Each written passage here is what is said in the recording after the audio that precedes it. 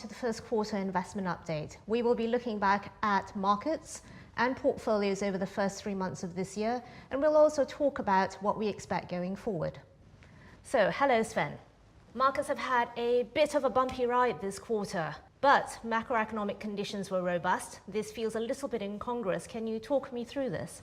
The first quarter was definitely an eventful start of the year. We had a strong start in the S&P 500 in January, but then a record one-day volatility spike and a subsequent 10% correction with a rebound and another correction down into March. So strong corporate earnings and the larger than expected fiscal stimulus package of the US government gave some initial support, but then inflation concerns, trade tariffs, data mishandling of tech companies, and the slowdown in momentum of economic growth triggered the corrections. So the start of the year is shaping up quite differently to last year. We have several trends that influence asset prices.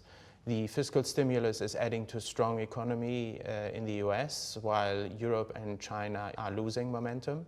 Central banks are getting more hawkish, global trade worries are emerging, and the price swings in financial markets have increased risk premiums across all asset classes. So against this rather complex background, how have markets and our portfolios performed? As you've alluded to, there's been a lot going on, and in terms of investment portfolios, there has not been a lot of places to hide. The FTSE 100 ended down more than 7% for the first 3 months of this year, and gilts were running negative through most of that period and finished flat. So against this backdrop, a typical balanced portfolio, depending on its makeup, is down between -2.5% and -3.5%. Defensive strategies are about 1% better than that, and growth strategies, which carry more risk, are about 1% lower than that.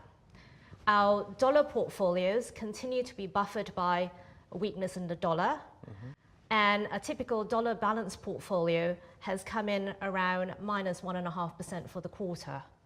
And what has helped or detracted from the performance? By and large, our exposure to emerging market equities and to emerging market bonds have supported the portfolio.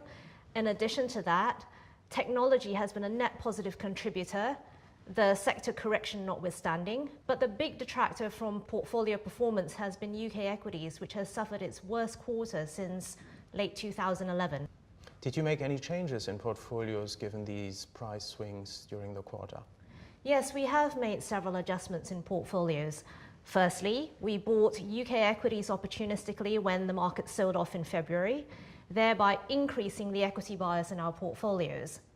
Secondly, we took some profits in equity positions, albeit maintaining the overall portfolio equity weight, and we raised some cash from high yield credit. Given all the things that I've talked about, let's turn it over back to you, Sven. Talk me through the factors supporting our portfolio positioning and what we can expect in markets going forward. Yes, so the various economic, monetary and geopolitical trends I described earlier make for quite a complex background. Our view is that the still decent economic growth, corporate earnings growth and fiscal stimulus will outweigh over the course of the full year the slowdown in economic momentum and the monetary tightening. Our models that evaluate business cycle valuations and fundamental data also signal that it is too early to become structurally bearish on equities, and our recession signals confirm this. However, asset prices will be subject to large price swings over the coming months still, as investors are analyzing the impact of these various economic and geopolitical trends. Thank you very much. We'll see you again next quarter, and if you need more information, have a look on Coutts.com.